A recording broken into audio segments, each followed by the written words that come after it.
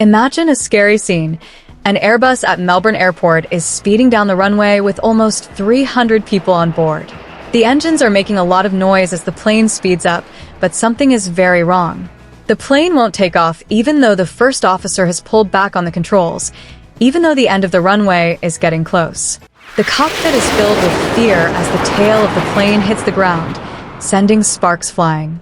As people inside the cabin watch in fear, a red glow fills the space. Does the plane have enough time to take off? Or is it on its way to one of the worst air disasters in Australia's history?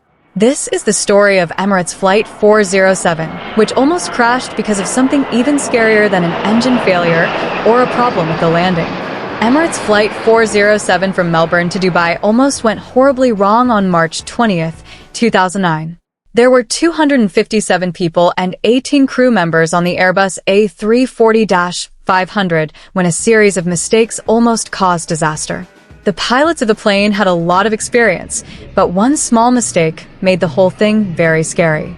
The pilot had more than 8,000 hours of experience, with about 1,400 hours on the Airbus A340.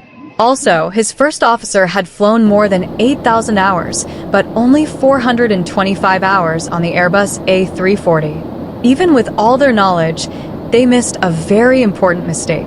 The plane's takeoff weight was put into the electronic flight bag, EFB, but the first officer made a mistake and entered 262.78 tons instead of the correct 362.78 tons.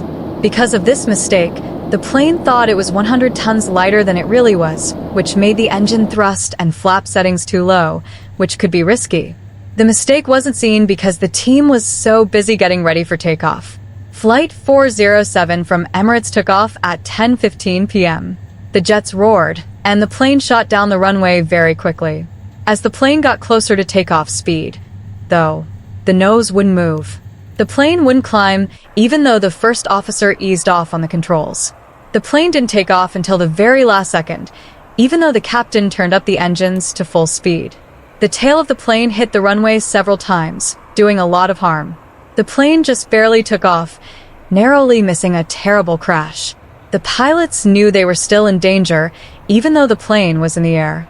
The pilots got a message about a tail strike after takeoff. Controlling the airspace said that the plane's landing gear was broken when it took off. The team had to go back to Melbourne, but first they had to dump the fuel to make the plane lighter so it could land. The first officer realized his mistake with the EFB as they flew around Port Phillip Bay. The tail strike also hurt the plane's pressurization system, which put everyone on board in danger. Pilots put on breathing masks and worked quickly to get things back to normal.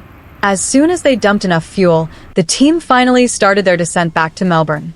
The pilots made a safe landing, putting the plane to a stop without any further problems, even though the plane was damaged.